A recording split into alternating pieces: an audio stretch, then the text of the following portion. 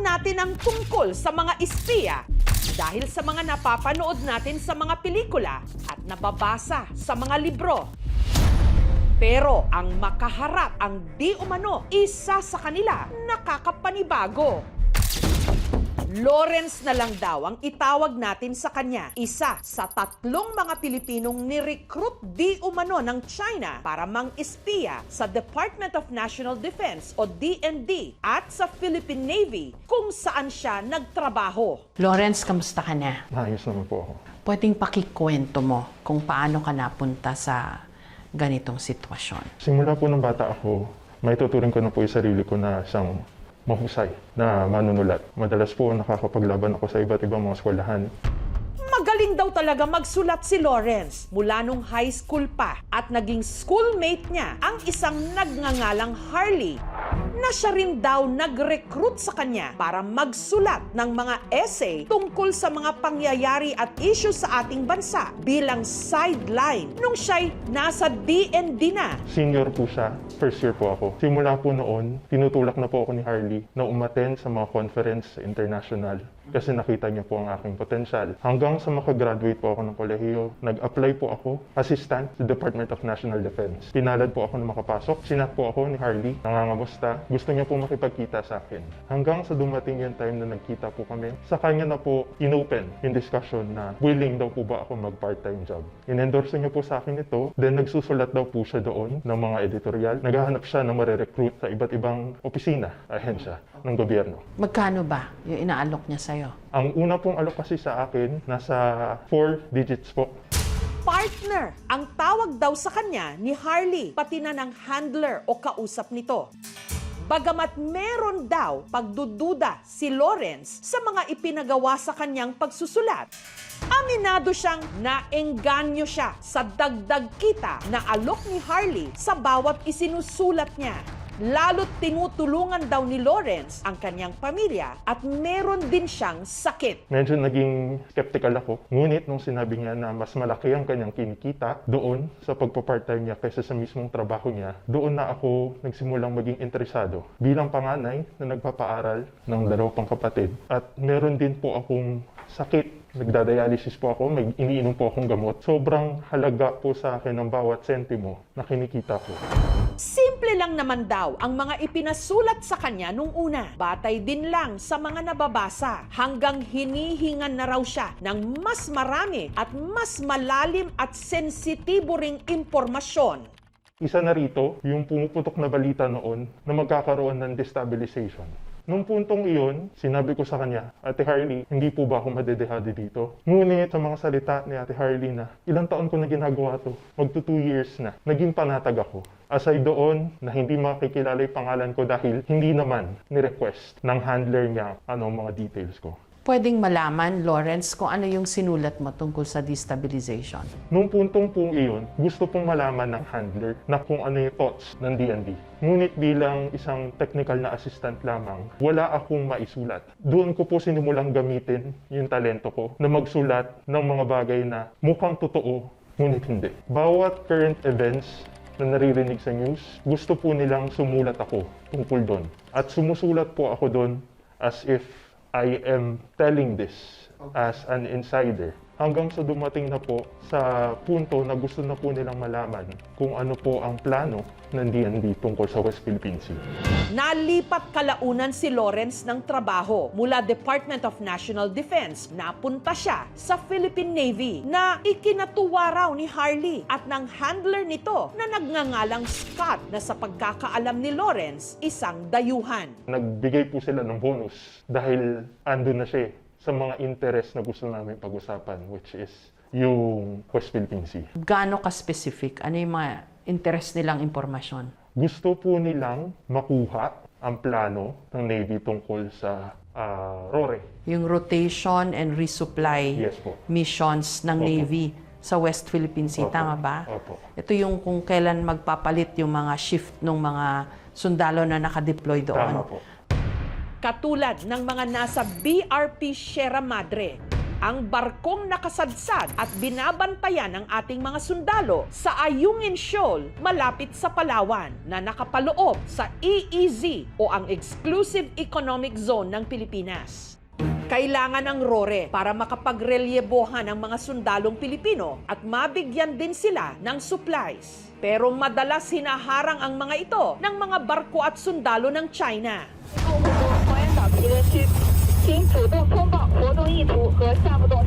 Bukod sa mga pagtataboy at warning sa lahat ng mga sasakyang pandagat at pati mga eroplano na dumadaan sa parte ng West Philippine Sea kung saan naroon din ang China, may mga insidente na ring binangga at sinira pa ng mga Chino ang rubber boats ng Philippine Navy gamit ang mga palakol at sibat.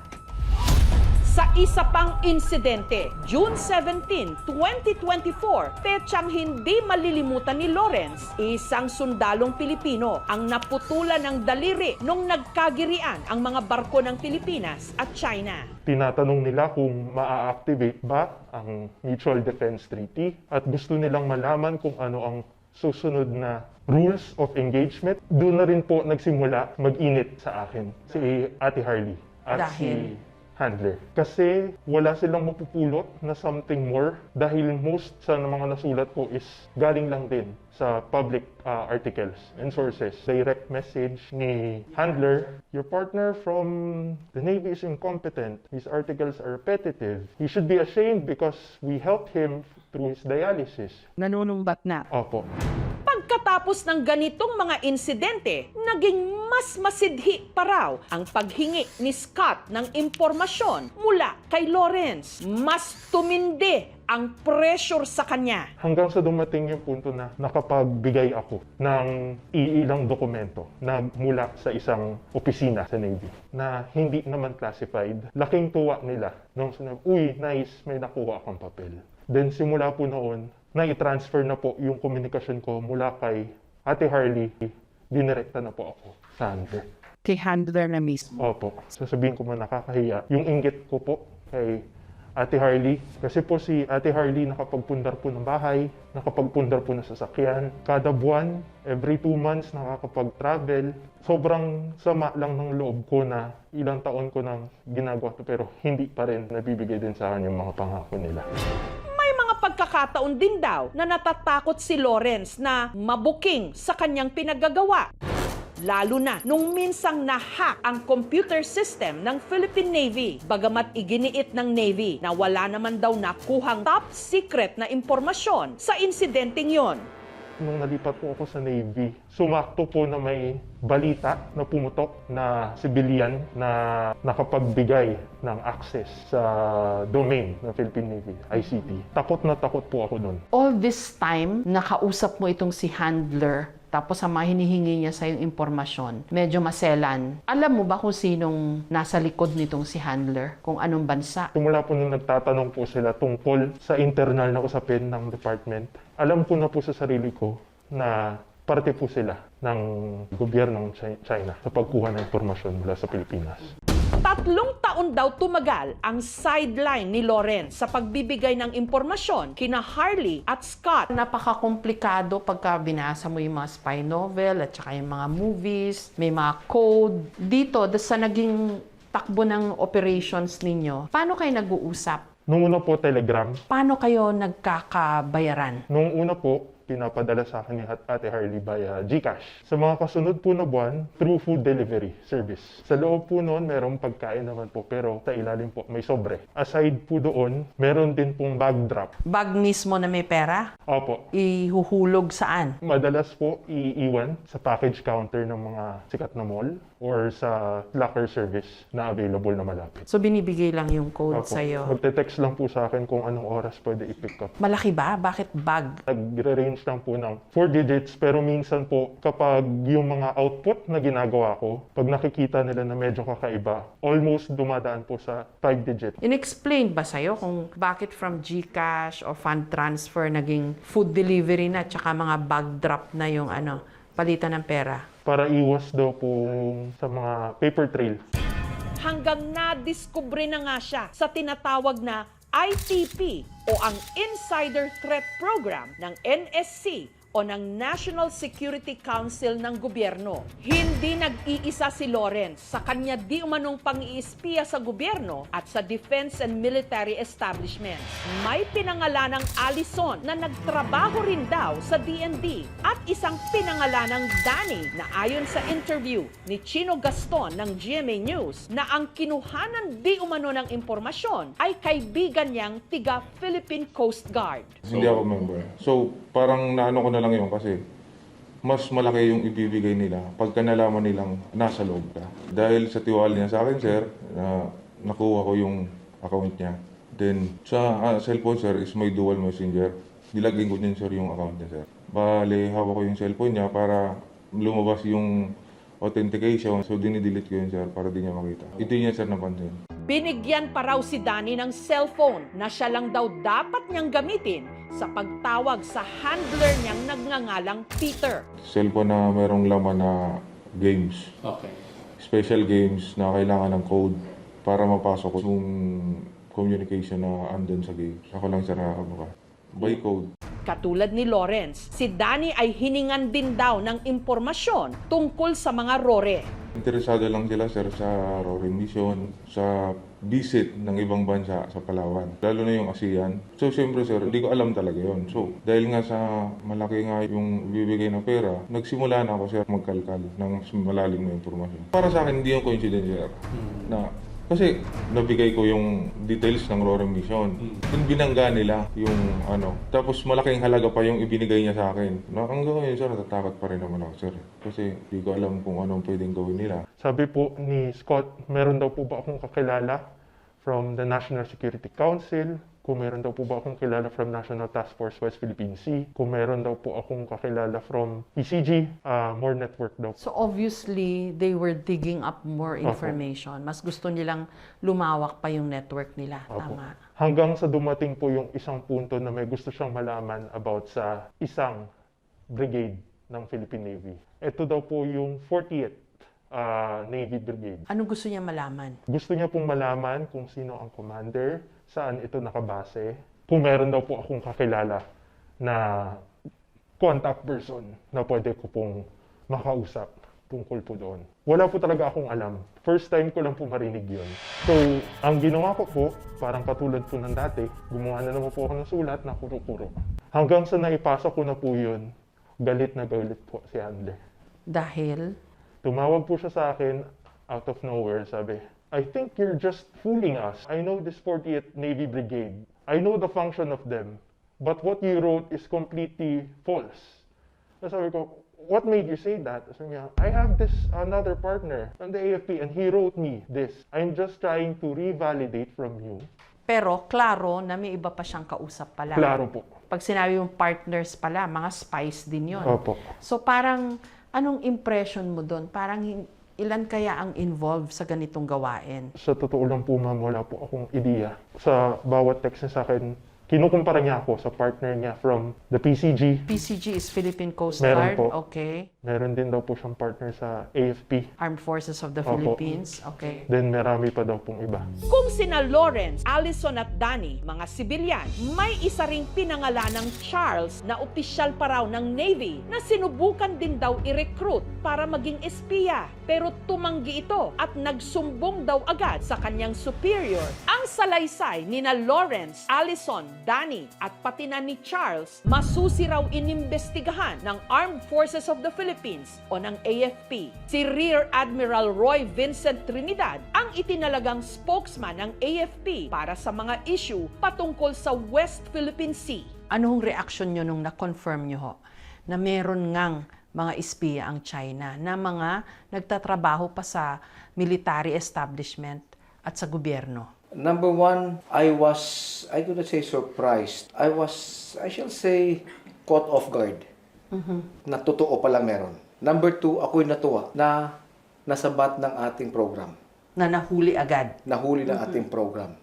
And number three, it gave us, in the AFP, more reason to enhance, to evaluate, and to enhance the program. Because it has proven to be effective. Bagamat I would like to say that this could only be the tip of the iceberg.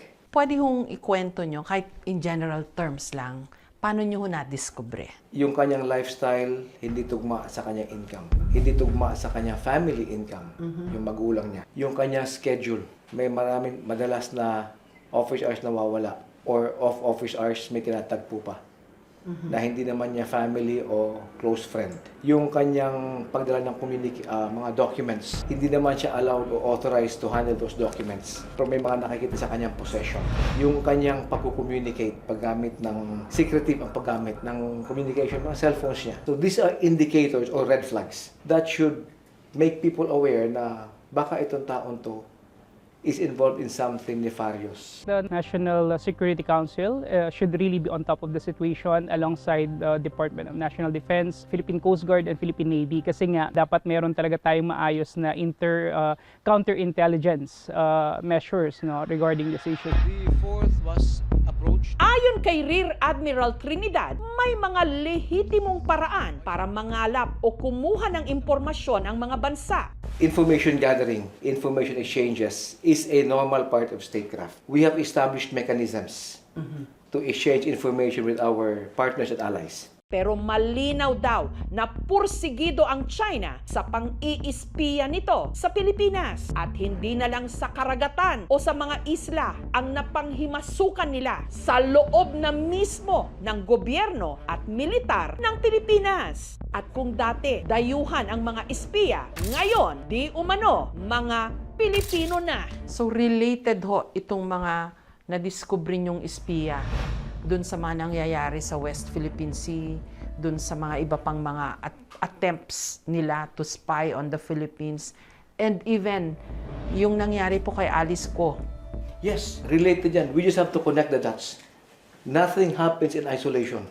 Mukhang sinamantala rin daw ng mga nag-recruit kina Lawrence, Danny at Allison ang kahinaan ng mga ito, pera o dala ng pangangailangan. So mas maingat na po ngayon ang Yes, mga miyembro ng definitely. AFP, mga nagtatrabaho sa DND and the major services, or government in general. Yes, definitely, because the higher you go, the higher you are, the more you will be a target for information collection.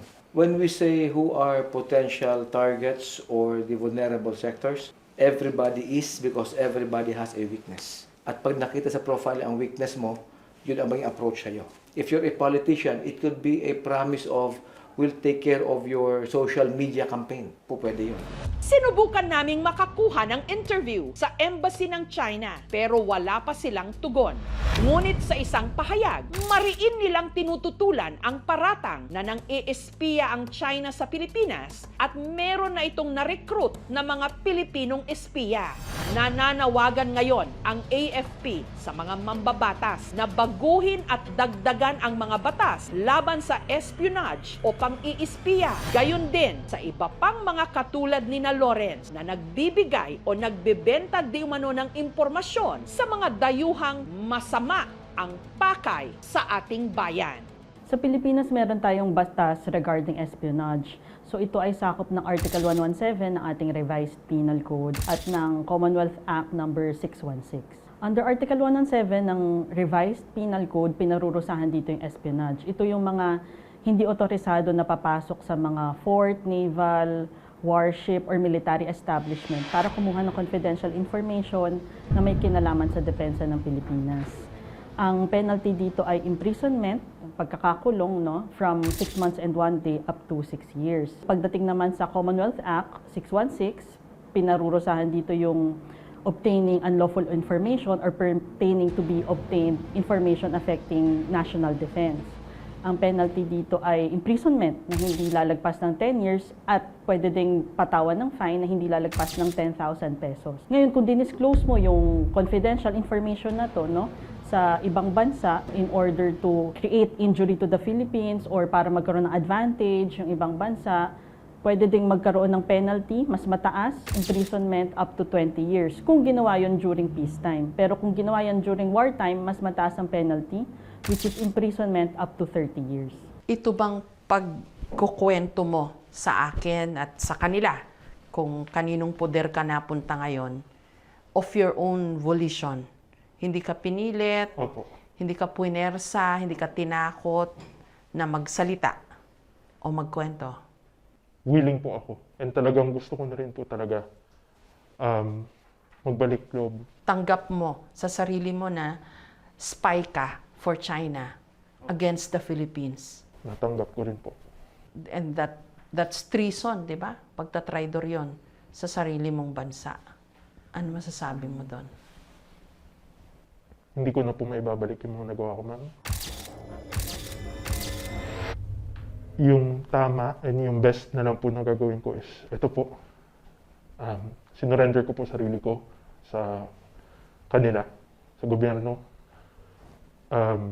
I am under their custody and I'm willing to repent sa lahat po ng nagawa ko. Hindi ito tama, ma'am.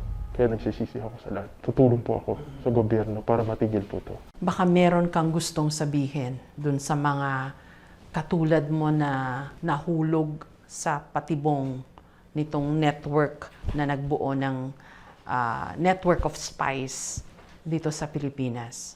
Hanggat maaga pa, bumitaw na sila.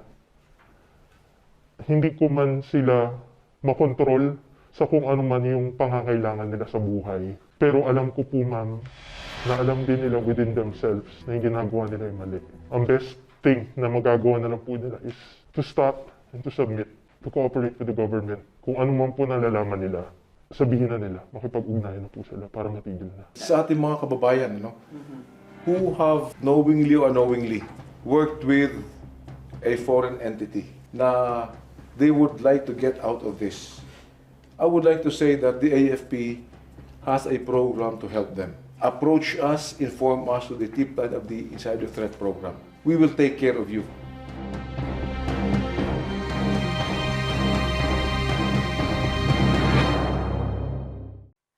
Thank you for watching, mga kapuso. Kung nagustuhan niyo po ang videong ito, subscribe na sa GMA Public Affairs YouTube channel. And don't forget to hit the bell button for our latest updates.